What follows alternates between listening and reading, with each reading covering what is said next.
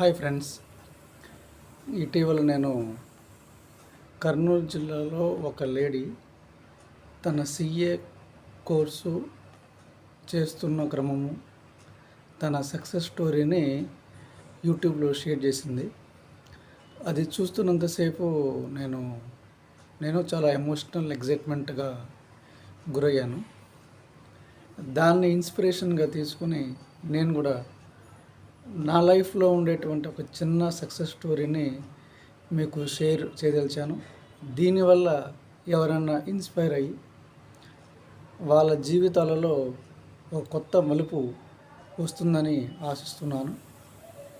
నా పేరు doctor P Vijaya Mahesh, Nellore.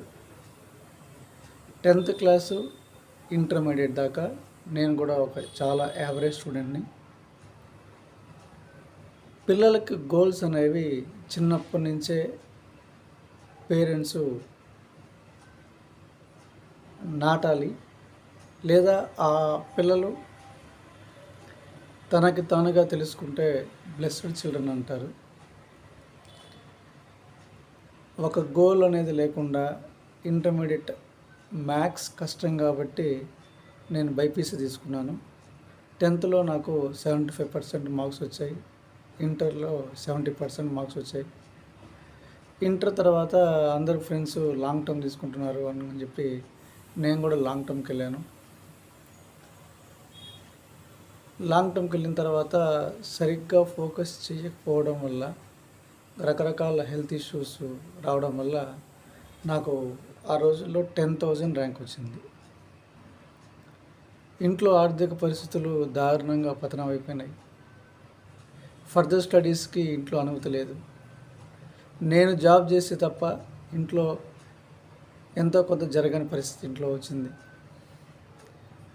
కాబట్టి నేను చదువులకు బ్రేక్ చేసి నాకు ఇష్టం ఉన్నా ఇష్టం లేకపోయినా ఎస్టీడీ బూత్లోను, రైస్ మిల్లో గుమాస్తాగాను, తర్వాత స్టోన్ క్రషర్ దగ్గర గుమాస్తాగాను, ఈ విధంగా నా జీవితాన్ని ఒక 3 సంవత్సరాలు కొనసాగించాను. నాకు తెలిసి ఇది నా ఫీల్డ్ కాదని నాకు స్పష్టంగా తెలుసు. మా ఫ్రెండ్ అన్ఎక్స్పెక్టెడ్గా కలిసి నేను కూడా ఇట్లాగా స్ట్రగుల్స్లో ఉన్నాను, డిగ్రీ చేద్దామంటే నేను కూడా అతనితో పాటు డిగ్రీ జాయిన్ అయ్యాను. బిఏ హాఫ్ డే కాలేజ్ కాబట్టి మార్నింగ్ కాలేజ్కి వెళ్ళి పార్ట్ టైం జాబ్ కంటిన్యూ చేశాను. డిగ్రీ పూర్తి చేశాను. ఈ జాబు చేయడము, డిగ్రీ ఎందుకు చదువుతున్నాము అనేది ఫోకస్గా తెలియకపోవడం వల్ల దాని మీద ఫోకస్ చేయలేదు. యావరేజ్ మార్క్స్తో డిగ్రీ పాస్ అయ్యాను. ఒక 1 year వైజాగ్లో స్టోన్ క్రషర్ గుమస్తాగా పనిచేశాను. సెట్ కాలేదు. తర్వాత ఇంటికి తిరిగి వచ్చాను. మళ్ళీ నా చదువులని ఖచ్చితంగా పట్టాల మీదకి కొనసాగించాలని ఇంట్లో పేరెంట్స్తో ఘర్షణ పెట్టుకున్నాను. తర్వాత ITIలో కోపా అనే కోర్స్ ఉంది, కంప్యూటర్ ఆపరేటర్ ప్రోగ్రామింగ్ అసిస్టెంట్. ఇది ఒక 1 year course. At least computer knowledge అన్నా ఉంటే ఎక్కడో దగ్గర కంప్యూటర్ ఆ రోజుల్లో లేదా ఈ రోజుల్లో కంప్యూటర్ లేనటువంటి ఇది వ్యవస్థ లేదు కాబట్టి ఎక్కడో దగ్గర జాబ్ వస్తుందని జాయిన్ అయ్యాను. ఆ కంప్యూటర్ అది జాయిన్ అవ్వడం వెంటనే తర్వాత ఆంధ్రజ్యోతిలో నాకు జాబ్ వచ్చింది. మార్నింగ్ ITI కాలేజ్ నెల్లూరుకి వెళ్తూ నైట్ ఆంధ్రజ్యోతిలో స్కెడ్యూలింగ్ డిపార్ట్మెంట్, యాడ్స్ డిపార్ట్మెంట్లో జాబ్ చేసుకుంటూ నేను ఆ యొక్క కోర్స్ కంప్లీట్ చేశాను. ఆంధ్రజ్యోతిలో ఈ 1 year పనిచేస్తున్న కాలంలో అక్కడ ఒక జర్నలిస్ట్ MA జర్నలిజం కంప్లీట్ చేసి ఈ ఫీల్డ్లో ఉన్నాడు. నన్ను చూసి ఈ ఫీల్డ్ అనేది ఓన్లీ జర్నలిజం చేసిన వాళ్ళకి సెట్ అవుతుంది, అది ఇంట్రెస్ట్ ఉండే వాళ్ళకి సెట్ అవుతుంది, నీకు ఈ ఫీల్డ్ నైట్ డ్యూటీస్తో నీ లైఫ్ అంతా గడిచిపోతుంది, నువ్వు ఇలాగ చేయకూడదు, మేము ఎలాగో ఈ ఫీల్డ్ చదివాం కాబట్టి దీన్ని మేము కొనసాగిస్తున్నాం ఇంట్రెస్ట్తో అంటే నేనేం చేయాలి సార్ అంటే SV యూనివర్సిటీ సెట్లో జనరల్ టెస్ట్ రాయండి. దానిలో టాప్ కోర్సెస్ కొన్ని ఉన్నాయి. లైబ్రరీ సైన్స్ దగ్గర నుంచి సోషియాలజీ, సోషల్ వర్క్, ఇట్లా కొన్ని కోర్సెస్ ఉన్నాయి. ఆ కోర్సు మీరు చేయండి. మార్నింగ్ జాబ్ మీకు దొరుకుద్ది అనేసరికి నేను జాబ్ చేసుకుంటూ అక్కడే చదువుకుంటూ జాబ్ చేసుకుంటూ నా ఎస్వి సెట్ ఎంట్రన్స్ రాయడం జరిగింది. 3 జిల్లాలు సుమారు ఒక 2,000 మంది స్టూడెంట్స్ దానికి అప్లై చేసి ఉంటారు. నాకు 10th ర్యాంక్ వచ్చింది. లాస్ట్ కౌన్సిలింగ్లో లైబ్రరీ సైన్స్ టాప్ అని చెప్పాడు కాబట్టి ఆ కోర్స్ గురించి తెలియగానే నేను దానిలో జాయిన్ అయ్యాను. జాయిన్ అయిన దగ్గర నుంచి నాకు చదువుకుంటుంటే కూడా నాకు ఇంట్రెస్ట్ అనేది financial burden, hostel fees, college fees ఇవన్నీ నాకు చదువు మీద కూడా కొంచెం శ్రద్ధ లేకుండా ఉండేసరికి మళ్ళీ అక్కడ ఒక పార్ట్ టైం జాబ్ చూసుకున్నాను. నాకు ఇదే లాస్ట్ ఛాన్స్ అని నాకు తెలుసు. ఈ కోర్సు అనేది నాకు లాస్ట్ ఛాన్స్, నా లైఫ్ టర్న్ అయ్యేది ఈ కోర్సు వల్లే అని తెలుసు. మిగతా నా పక్క చుట్టుపక్కల ఉండే ఫ్రెండ్స్ అందరూ 99% అందరూ బీఎడ్ చేసిన వాళ్ళు. డిఎస్సి కోచింగ్ కోసము ఫుడ్ కోర్స్ అంటారంట ఈ కోర్సుని, ఇట్లాంటి కోర్సెస్ని. అలా వాళ్ళు డిఎస్సి ప్రిపేర్ అవుతూ కాలేజీకి అట్లాగా వాళ్ళు ఉన్నారు. నాకు మాత్రం ఇది లైఫ్ అండ్ డెత్ కోర్సు. నేను ఒక్క క్లాస్ కూడా 2 సంవత్సరాలు మిస్ కాలేదు. నా పార్ట్ టైం జాబ్ వదలలేదు. 100% ఎఫర్ట్ నేను దానికి ఇచ్చాను. 70% మార్క్స్తో పాస్ అయ్యాను. పాస్ అయ్యి బయటకు వచ్చాను.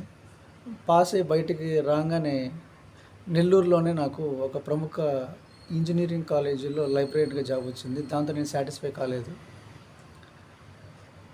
తర్వాత చెన్నైలో ఇండియన్ స్కూల్ ఆఫ్ బిజినెస్ వాళ్ళు ఇంటర్న్స్గా తీసుకుంటున్నారని తెలిసి అప్లై చేసి చెన్నైకి వెళ్ళాను.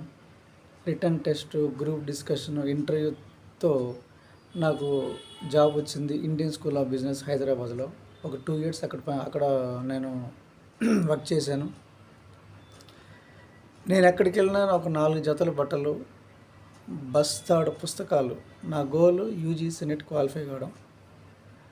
సో నేను అక్కడ జాయిన్ అయిన తర్వాత ఒక 2 years అక్కడ ఉన్న తర్వాత నాకు నైట్ డ్యూటీస్ ఎక్కువ మాకు వేసేవాళ్ళు. సో నేను ఎగ్జామ్ ప్రిపేర్ అయ్యేదని చాలా ఇబ్బంది అయ్యేది. చిన్న hostel rooms, night job, morning నిద్రపోవడం, చదువుకి ఆటంకం కలిగింది. ఇంక ఇబ్బంది అని చెప్పి నేను good shepherd international school Ooty అక్కడ అప్లై చేశాను. అక్కడ ఇంటర్వ్యూకి వెళ్ళి సెలెక్ట్ అయ్యాను. అక్కడ ప్రాపర్ మంచి క్లైమేటు, మంచి హాస్టల్ ఫెసిలిటీ, మంచి ఫుడ్ ఫెసిలిటీ, మార్నింగ్ జాబు. దీనివల్ల నాకు చదువుకోవడానికి మంచి ఎనఫ్ టైం జరిగింది. జాబ్ చేసుకుంటూ నేను దాన్ని ప్రిపేర్ అవుతుండేవాడిని.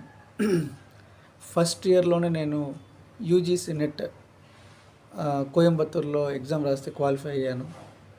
జాబ్ చేసుకుంటూ ప్యారలల్గా చదువుకుంటూ నా అదృష్టం బాగుండి public service commission degree college librarians DL పోస్టులు వేశారు. మన జోన్కి ఓన్లీ ఒకే ఒక పోస్ట్ మాకు ఉన్నింది. ఒక జనరల్ పోస్టు, ఒకటి SC post, SC category post. సరే అవన్నీ నాకెందుకు, నేను 100% ఎఫర్ట్ నెట్ ప్రిపరేషన్లో ఉన్నాను. దాన్నే కొనసాగించాను. నాకు జాబ్ని క్రాక్ చేశాను. సో నేను ఫస్ట్ జాబ్ జాయిన్ అయ్యాను. ఏబిపిఎస్సిలో నేను జోనల్ ఫస్ట్ ర్యాంకర్ని, స్టేట్ 5th ర్యాంకర్ని. చాలామంది బంధువులు లైబ్రరీ సైన్స్ అంటే ఏంటి, అది చిన్న కోర్స్ అని కొద్దిగా ఎగతాళిగా మాట్లాడడం, దాని గురించి చాలామందికి అవగాహన లేకపోవడం, వాళ్ళకి అవగాహన లేకపోవడం. నేను చెప్పదలుచుకుంది ఏంటంటే, ఒక కోర్స్ మనం జాయిన్ అయిన తర్వాత 100% ఎఫర్ట్ మీరు దానిలో పెట్టండి. ఖచ్చితంగా మీకు అది ఫుడ్ పెడుతుంది. టైంపాస్గానో లేకపోతే ఏదో చేయమన్నారు కాబట్టి చేస్తున్నాము అనేది కాకుండా, చిన్న కోర్స్ అయినా పెద్ద కోర్స్ అయినా 100% ఎఫర్ట్ మీరు పెడితే మీకు ప్రాఫిట్ ఉంటుందని తెలియజేసుకుంటూ, మీరు కూడా మీ లైఫ్ని ఈ విధంగా తీర్చిదిద్దుకుంటారని మనస్ఫూర్తిగా ఆకాంక్షిస్తున్నాను. Thank you friends.